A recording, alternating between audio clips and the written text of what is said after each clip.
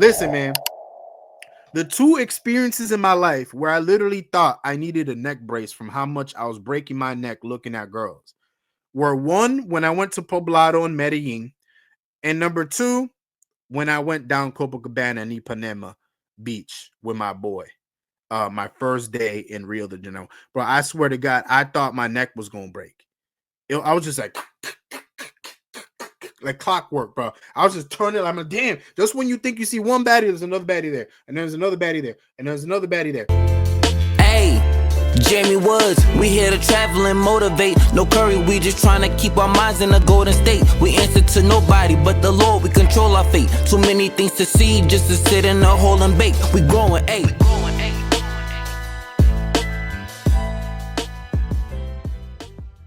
Yo, what's going on, guys? It's your boy Jamie Woods back at it with another travel video.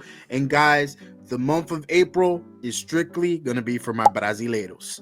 Yeah, guys, I'm doing a whole month consistently of Brazil content, man. And then depending how it goes with the algorithm, we'll see.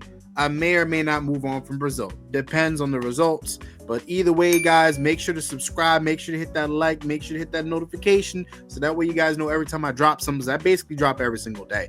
And check out that Patreon, man. If y'all love beautiful eye candy, Brazilian eye candy, check out my Patreon. I got all that good-ish on my Patreon.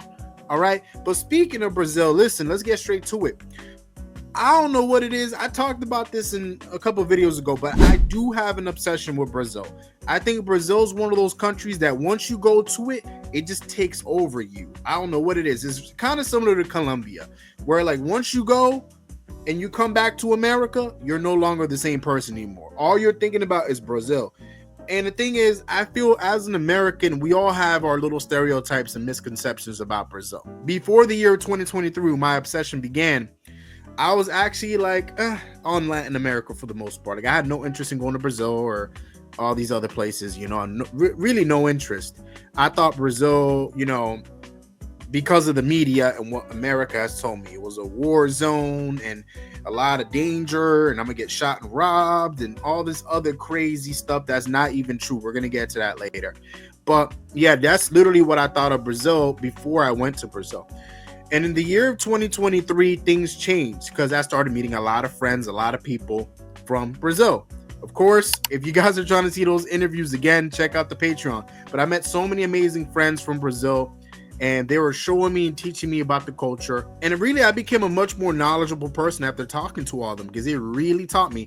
And that's one thing I love about Brazilian people is that they love to teach foreigners about their culture. Like they just absolutely love it because I think since they don't get as much tourism as some other countries do, especially compared to Europe, when they do get tourists, it's like, oh my God, he's American. Oh my God, he's a foreigner. Let me teach him about my culture. Oh my God, and make sure he's having a good time, you know? So that's the way I felt. Even before I got to Brazil, they were like that with me, with the interviews and everything I was doing. And I ain't gonna lie, man. I've said this over. I'm a very honest man. I keep it above. Brazilian women are the most beautiful women on the planet. Talking to those women on a daily basis, I am not gonna lie. That definitely motivated me to go over there because I'm like, bro, if I feel this good talking to these chicks virtually, imagine how it's gonna be in person. You know what I mean? Plus, I really fuck with Brazilian music. So we're talking about MC Kevin O'Chris, Anitta, Felipe Amorim. The list goes on. We can keep going down the list over here of all these amazing artists from Brazil that are blowing up. I mean, Brazil's crossing over to the mainstream. Anitta, a lot of these artists from Brazil, the sound, the funk, you know, guys like Kanye West, The Weeknd recently have been implementing it in their music. So Brazil is extremely influential. On top of that, another thing that I liked about Brazil was the Portuguese. I thought that was kind of cool how they're the only one of the very few Latin American countries that doesn't speak Spanish. They speak Portuguese. It's kind of like they're like that different cool guy in the room that has a different vibe and swag to them, but they get along with the rest of the kids in their room. It's kind of like that. That's the way Brazil feels as a country. But these are the things that I got before I went to Brazil. Was I just loved so much about it, the culture, everything that I heard about it, all the videos that I saw. Shout out to DJ freaking P, man. If you're watching this right now, shout out to DJ P. He was one of my main influences to go to Brazil. Another content creator I want to shout out, International Zoe. Yes, another guy that motivated me. Austin Hallman being another. Marty freaking McFly. Shout out to Marty McFly if he's watching this right now. We could go down the line, man, of all these amazing Swedish Gringo, all these amazing content creators that really motivated me to go to Brazil. And so it was time for me to go to Brazil. I booked the tickets. I booked the flight. It was time for me to go. And I was so excited, but I was really nervous. I was actually a lot more nervous than usually because the thing is, before that, I've only traveled to Europe and Asia and North America. I've never really traveled to South America. And again, the stereotypes that were in my head about Brazil were literally stuck in there. They couldn't get out. I was just so worried about getting robbed, having my phone taken. I know phone theft is a big thing.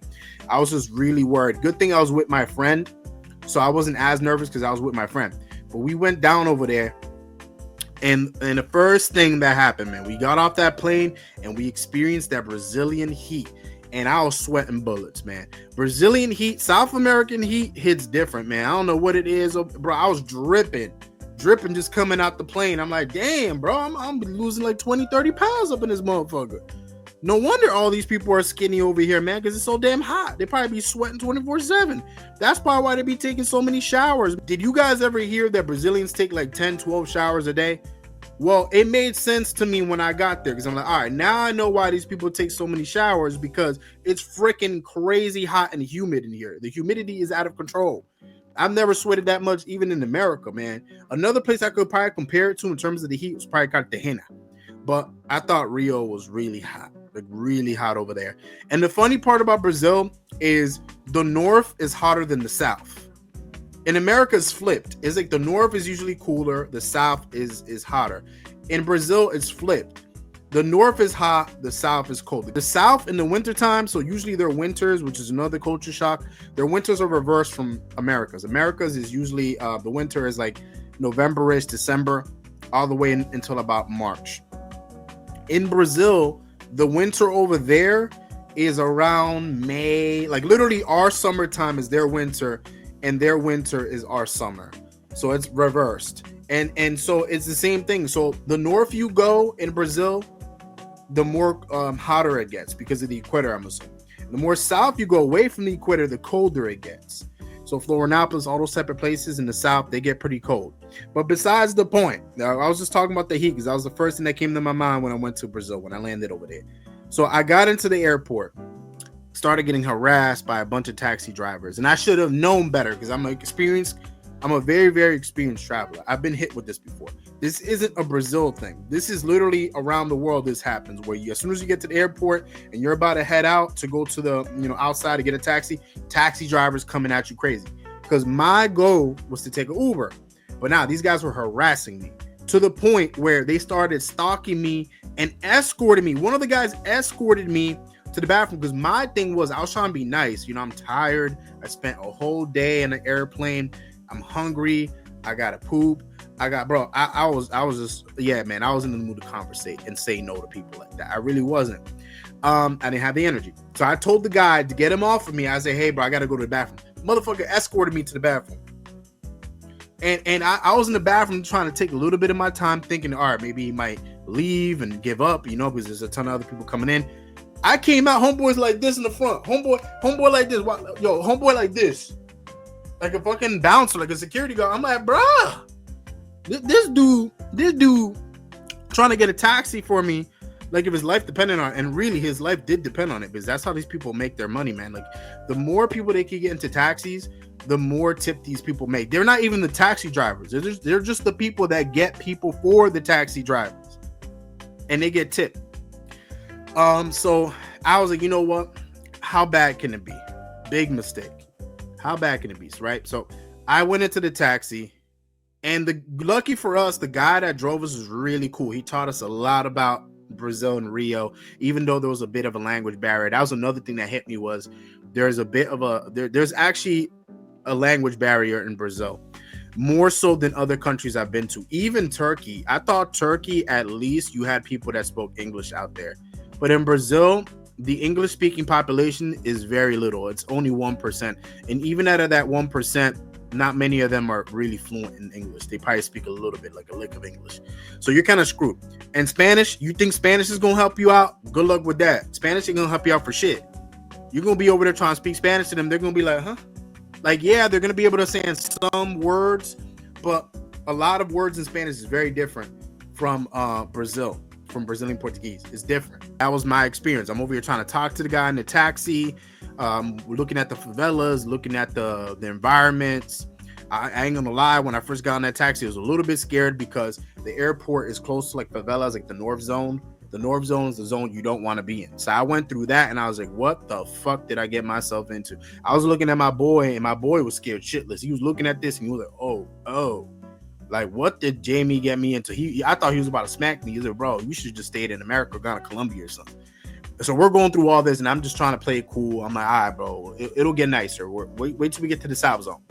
You know what I mean? So we're talking to the guy and the guy's really cool. I was trying to pick up on everything he was trying to say, but, you know, language barrier. We finally got to the Copa Cabana South Zone area. It got really nice. I was like, all right, cool. I can fuck with this. This is nice. This looks like it's safe. You know? So, it ended up being like $35-$40, which, by the way, if you guys didn't know, that's a good amount of money for a taxi in South America. Usually, my boy, so this other guy that I actually met in the airplane, surprisingly enough, we actually conversated over going to Brazil because he just came from Colombia. Now he's going to Brazil. We were talking about it, and he was like, "Oh, bro, like, I think he took a Uber when he landed, and the Uber was only $10." Meanwhile, I paid $45 and I was tight. I was like, bro, I can't believe it. This is the last time I ever do this. Next time I go to Brazil, I'm gonna tell everyone to fuck off. Get out my face, bro. All right, I'm cheap. Me no tiene dinero. Me no tiene dinero. Fuck off. So anyway, we got to our Airbnb. It was cool, and now it was time for us to eat. So, you know, we went over to the Copacabana beach, one of those little like kiosks, like kiosk bar restaurants, whatever you want to call them, which, you know, they're cool. And so we saw these this pagode. I think it's called pagode. I don't think it's samba, it's pagode. They were playing pagode music, and you know that song. If you guys ever been to Rio, you would know this song. I don't know word for word, but it goes da da da da da da da caipirinha da da da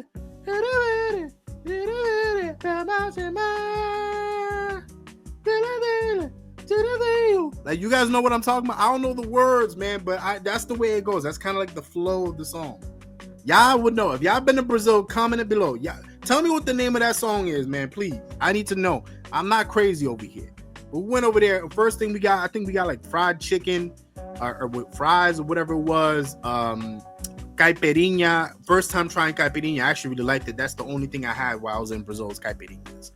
And yeah, I was litty as a motherfucker every day out for caipirinhas, man. In fact, it was so bad that I had to switch it up and get like morango caipirinhas. Morango is strawberry, by the way, because I was so sick to my stomach drinking the lemon ones or the lime, whatever they were, because I was literally getting intoxicated like a motherfucker every day out for those motherfuckers. You know what I mean? So I had to switch it up, get strawberry. You know what I mean? But I needed to, I don't know if you guys ever heard the story about the caipirinha girls. Yeah, no, caipirinha girl. Listen, man, this girl was a beautiful blonde woman from Rio. And I met her, I think my first night actually in Rio with my boy. And I ain't gonna lie, your boy was flirting a little bit. You know what I mean? With the little minimal Portuguese that I had. And she did understand Spanish. And I remember telling her, baby girl, listen, my first night in Rio, I'm trying to make it memorable. Is there any way that you can make that caipirinha with love and maybe slide your digits while you're at it? And I didn't tell her that. I'm playing around. But she made the caipirinha with a lot of love. And I guess a Brazilian's form of doing a lot of love is to put a lot of alcohol in that motherfucker. So this girl was pouring and pouring. And the caipirinhas are like this big, guys. They're huge. It's not like small cups. It's big cups. It's the size of my head almost. That's how big the cups are. So I'm over here sipping on that, and I went back. I said bye to the girl, went back to the bench with my boy, just talking to my boy, was edging me on. He was like, yo, go get her number. And I was like, nah, bro, I ain't trying to be one of them creepy tourists, you know what I mean, foreigners that come by and hitting the girls, you know. I'm just trying to chill my first night. I was tired, but he kept calling me like the B word, you know what I mean? You know when your boy's like, yo, you a bitch, go approach her. And you as the man, you don't want to feel like a bitch. You're like, you know what? She's cute. What I got to lose? You know, mama ain't raised no bitch. So I got my caipirinha, and I haven't even I barely started drinking it. Like literally, I only sipped a little bit of it. And I was thinking of an excuse, like a good excuse to start a conversation with her, not make it awkward. So I literally told her, hey, listen, I sipped on this and I really liked it. You made it with a lot of love. So I want you to make another one for me and make that with love too. And it's like, bro, how can anyone be mad? I'm giving you more business. These caipirinhas were only like $2 or $3. Not that bad. So she laughed at it and she actually fucked with the fact that I came back. I think she actually liked me. And I asked her for her digits. And believe it or not, because I thought she was going to say no, she got a man, she got a boyfriend, you know, the typical excuse. She actually slid her digits. And I was like, damn, this is my first night in Brazil. Damn. Holy shit, things are looking good. I need to start coming to Brazil more often. Damn. I'm so happy I came here. You know, to think that in the beginning of this motherfucker, when I got in here, man, I started getting scared. I saw the favelas and shit. And now I'm living the life, getting with beautiful blonde Brazilian women. Oh, man. My life is going great right now. So I had 2 freaking big ass caipirinhas, double fisting the fuck out of this motherfucker. Got this girl's digits, gave her a nice ass hug. She smelled good for a woman that's been working all day. And then went over to the bench. My boy was telling me she was looking at me and shit, smiling and shit. Probably made her night. I'm playing around. This is just a fun video, guys. Just a fun video for me to start this off. But yo, let's just say I got very tipsy off of those, man. Because I'm telling you, it doesn't take many caipirinhas to get you fucked up, right? So literally, I'm walking down Copacabana, and we're seeing these 2 beautiful. No, it was a group of 3 women actually. It was 3 women. 2 of them were cute, and the other one was kind of like, eh. There's always that one girl in the group that's like, eh, you know. But somebody's got to take for the team, right? So me and my boy were talking in English. We're kind of looking at them. They were looking at us all crazy. It was kind of like a, you know, Wild West thing going on. We're all staring at each other and shit. Like there's a lot of sexual tension going on over here. So the girl approached me and started talking to me. She knew English. I thought that was kind of weird. That was like the first girl that spoke to us in English since we were in Brazil. First night, by the way. First night in Brazil. And so basically, I was flirting with her, and I was in, you know, when you guys are like tipsy, you're like very like lit and you're feeling good and the game just comes out very easy. Like that's the way I am. Like I feel like I'm a good conversationist whenever I'm sober, but when I'm a little tipsy, I got a little alcohol in me, the game, like the smoothness just comes out a lot easier. I don't know what it is. I started saying 1 or 2 things to her. She liked what she heard. I gave her a nice hug, a nice kiss in the cheek and shit. And she gave me her digits. And I was like, damn, is this easy in Brazil? Damn, man, where the hell been? Where, bro, what the hell's going on? Bro, this girl gave me her digits, said, yo, what's your number? And she put her WhatsApp in my phone and then hit me up. So anyways, so I gave her a kiss. I walked up a little bit, so it wasn't that long after she texted me. She literally texted me saying, hey, baby, how you doing? And I got hyped, but I'm like, yo, I'm going to give it a little bit because I just said hi to her and pretend to be a little bit busy, you know what I mean? So, you know, my American self, you know, us Americans, we try to pretend like we so damn busy, right? So me and my boy were walking up, having a good time, this, that. Some other things that I kind of saw my first day in Brazil was the fact that Brazilians, one, are very athletic. So very athletic. Like I didn't really see too many overweight Brazilians, and that's because they're literally doing a bunch of physical activities all day. I've talked about this before, but Brazilians, everything they like to do requires a lot of physical activity. So whether that's football, foot volley, which is basically a mix of soccer and volleyball. They have volleyball nets, and instead of using their hands, they're using their feet and their chest and their head, similar to soccer. So that's what they're doing. Foot volley. They have a bunch of other sports that they do. They love going to the beach. They love dancing. They love the academia, which is the gym. The gyms were packed. That's another observation that I saw my first day in Brazil. And they love to 𝐾𝐭, 𝐬𝐮𝐬𝐜 too. I mean, I heard Brazilians I didn't know, but I heard a lot about the 𝐾𝐭 over there, that they like the 𝐾𝐭. So I was like, okay, so it seems like across the board, Brazilians just love getting physical across the board, no matter what. And that's what I'm saying. Like, I didn't really see too many overweight Brazilian people. In fact, I felt very insecure because I'm looking at myself, looking at my stomach, and I'm like, bro, I'm probably the heaviest dude here. All these other dudes are jacked, like fit. The women were fit, beautiful. Like, I'm talking about, bro, like, I felt so insecure. I was like, nah, I need to start working out. In fact, there was a gym, because we just walked down the whole boardwalk, the whole beach. We walked down like to almost Leblon. And past Copacabana 4, if you keep going and go all the way to Ipanema, there's a big rock.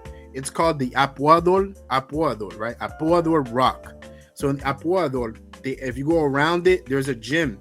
And it's beautiful. You can see the whole ocean. Everything is really nice. One of the nicest outdoor gyms I've ever seen. And you can literally lift for free. It's for free. That's the thing. There's no excuse to be overweight in a city like Rio de Janeiro. No excuse. There's so much to do there. There's so much stuff there. There's no excuse to be overweight. So much stuff you could do for free there. You don't even need a gym membership in Rio. You really don't. So I was like, bro, I feel fat. Let me start lifting. So I started lifting, deadlifting, all this other shit, with my clothes on. I wasn't even wearing like the gym clothes or anything, but I just felt so fat and everything. I was like, bro, I got to do this, man. I gotta at least be okay, because everyone over here is fit. You know what I mean? So that was another observation that I made, is Brazilian people love the gym. They love to be fit. They take pride in it. They love the beach. They look very good. That's another thing, is for a lot of y'all dudes out there, and this is coming from a straight man. I want to focus on the men a little bit here. I know it's a weird subject to talk about as a heterosexual man, but I got to say this, man. If y'all guys think you're going to come to Brazil and think you're just going to take these girls easily, good luck with that. There's competition here in Brazil, because these Brazilian men are, 1, charismatic as a motherfucker, 2, tall, 3, fit. Like, they're muscular as us, maybe even more. 0% body fat, and they got the charisma, and they got the looks, and they know how to dance, and they got that player look to them, which is what women love. They love that player look. I'm messing around, but no, these guys, man, I was in disbelief. I'm like, bro, I'm not used to this. Usually when I go to another country, like, the local men there, for the most part, is hit or miss. Brazil, the local men were just like, I'm like, bruh, like, a female solo travelers, like female, like, girls that come on girls. I'm surprised that girls don't go on many girls trips to Brazil. They would have so much fun over there with these 𝐾𝐿 guys, man. These dudes are big as hell. They're muscular. They're fit. They know how to dance. They know how to have a good time. These guys are fucking crazy. And then now let's get to the women. Listen, man. The 2 experiences in my life where I literally thought I needed a neck brace from how much I was breaking my neck looking at girls were, 1, when I went to Poblado in Medellin, and number 2, when I went down Copacabana and Ipanema Beach with my boy. My first day in Rio de Janeiro. Bro, I swear to God, I thought my neck was gonna break. I was just like clockwork, bro. I was just turning. I'm like, damn. Just when you think you see one baddie, there's another baddie there, and there's another baddie there, and there's another baddie there, and they're all different from one another. You got like the redhead and the blonde and the white and the black and the mestizo and the indigenous and there's all different types. That's what I'm telling you, man. There ain't no place like Rio. There's no place like Brazil in this entire world when it comes to genetics. Okay, and it's across the board, male and female. But for me, female, because I'm heterosexual. Okay, so the females were on a different level.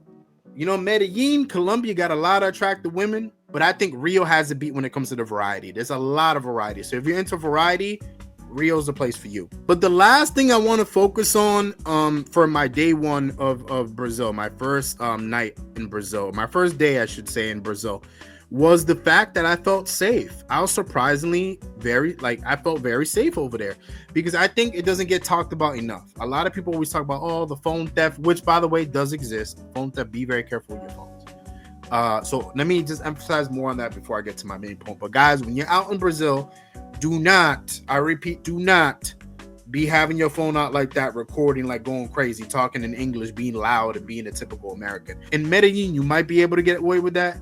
But in Rio, you're not. You're going to get robbed. You're making yourself a target. It may not happen right away, but it eventually happens. So make sure if you guys take out your phones, make it quick. Text who you got to text, put it back in your pocket and keep it moving.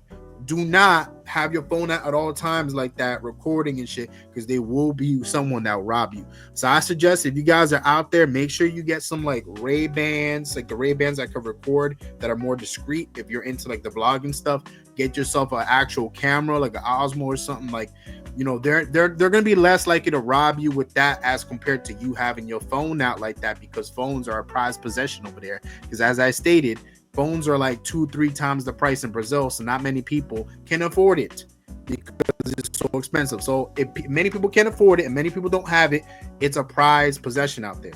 So they see it, they're gonna take it, and they can sell it and make 2-3 months worth of money off of that, maybe more, off of your iPhone, because people buy used iPhones out there. So just be very careful with that. But besides the point, I felt very safe out there. I really did. Like, there was a lot of police presence, surprisingly, all over the place. There was a lot of people that were just walking around, having a good old time. Nobody really worried about anything.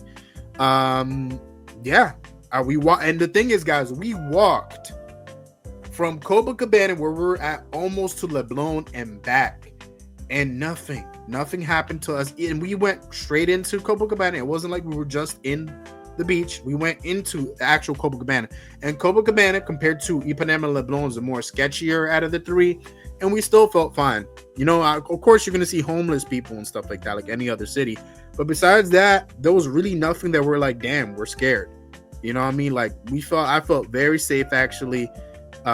We had a security guard downstairs that checks people in our apartment, so it's not like someone could just pop up in there and do whatever they want. Like, they actually have to check in, and actually there's a gate. Like, the gate only opens when the security guard opens it for you. So there's many different security protocols before you even get inside the building. So we felt very safe within our Airbnb, even outside of the Airbnb. I don't think there was one time that I was in Rio de Janeiro where I kind of felt unsafe. There wasn't really a time like that. So in terms of the stereotypes of Rio being dangerous, I mean, it depends where you go. I believe it's like any other city. For example, in New York City, where I'm at, New Jersey, if you go to places like, no offense, Camden, Newark, these are places that are very well known in the tri-state area, by the way. Newark, Camden, places like that. Or New York City, you go to the Bronx, you go to all these other hoods and ghettos, right? If you stay away from places like that, you're going to be fine. If you stay in the places where you're supposed to be, everything will be okay. It's the same premise in any other country you go to, but in this one, specifically for Brazil, if you stay in the South Zone and you stay in good areas, you're good. If you go up to the favela, either it has to be with a tour guide or a local, you'll be fine. And if you stay away from certain spots, you'll be okay. Like any other city or country in the world, the same premise. All right, so was Brazil dangerous? I mean, it can be depending where you go, but for the most part, South Zone felt very safe. A lot of police presence. They're not fucking around, because that's how they make their money, man. They have a lot of tourists from all around the country, South America, Europe, some from America that come by. They're not trying to fuck that up by, you know, getting people robbed or shot, or whatever the case is. Can it happen? Absolutely, just like anywhere else. You know, Times Square shit can pop off, God forbid. So just because you're in a tourist section don't mean shit can't pop up. It still can. But what I'm trying to say by this whole statement is there's no such thing as a really, really, really, really, really, really dangerous country where 100% of it is dangerous. You know, like, obviously it's going to have its spots where it's dangerous. But if you stay away from those spots, which, by the way, I tell you how to do your research before you go to anywhere. If you do your research, you'll be fine. All right, same way you act in America. Like, you would not go to Newark or Camden or Compton, for my West Coast folk. Some places in South Central, you're not gonna go into these places. You know what I mean? So as long as you stay away from there, you'll be okay. Same thing in Brazil. You know. So yeah, the food was dope as hell. I only had fried chicken that day. I ended up getting 𝐾𝐭 and all that stuff too. I thought that was good too. But of course, we're gonna talk about the food in another video. So the food was dope. The drinks were dope. The people were dope. So to add on to that situation where I got that girl's number when we were just walking down the beach and stuff in Copacabana, and she gave me her number. So what ended up happening was I got back to my apartment after our first night in in Brazil, in Rio. And I was tipsy as a motherfucker. I ain't gonna lie, I was trying to get someone over, and I was just trying to have a good old time. You know what I mean? So I hit her up, and I was very tipsy. I was like, "Hola, boa noite, como você está?" You know, your boy speak a little Portuguese. You know what I mean? Even back then. And she's like, "Oh, tudo bem, graças a Deus, e você?" And I'm like, "Estou mais ou menos, pero eu podia fazer muito mais melhor se você estaria comigo." Like, you know, basically telling her that I would be much better if she was here with me, trying to flirt around with her. And basically she was like, "Oh, I need to tell you something." I'm like, "What?"